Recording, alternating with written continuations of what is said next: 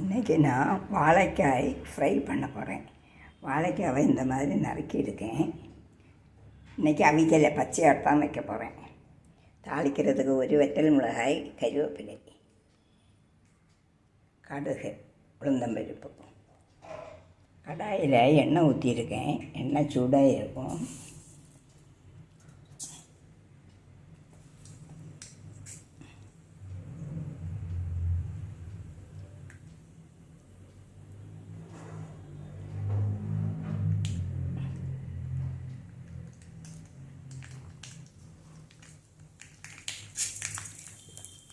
கடுகு, உளுந்தம்பருப்பு,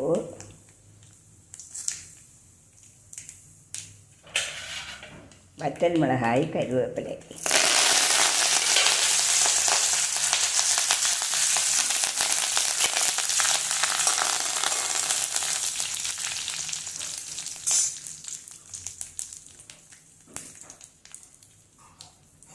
அப்புறமா நறுக்கி வச்சுருக்க வாழைக்காயை அதில் போடணும். போட்டு கொஞ்சம் சால்ட்டும் போட்டு மூடி வச்சு வேக வைக்கணும்.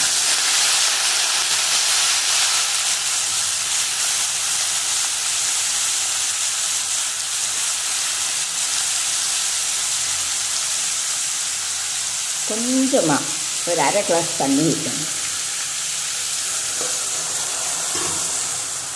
இனி சால்ட்டும் போட்டு மூடி வச்சு வேக வைக்கணும்.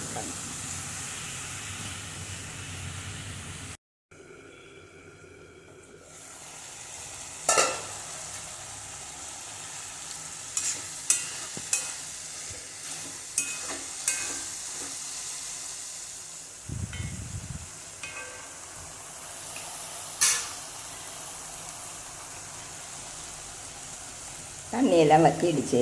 இனி அதில் 1 டீஸ்பூன் சில்லி பவுடர்,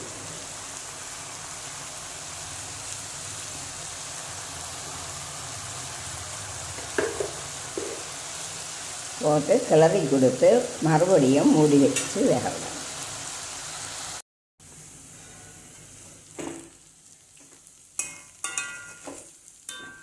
இதில் கொஞ்சம் எண்ணெய் ஊற்றோன்னா எண்ணெய் ஊற்றி நல்லா கிளறி கொடுத்து இப்படியே பரத்தி வைக்கணும்.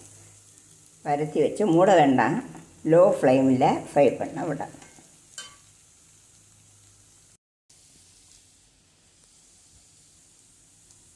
வாழைக்காய் ஃப்ரை ஆகிடுச்சு. இனி இதில் ஒரு 3/4 டீஸ்பூன் பெப்பர் பொடி எடுத்து தூவி கொடுத்து நல்லா கிளறி கொடுக்கணும்.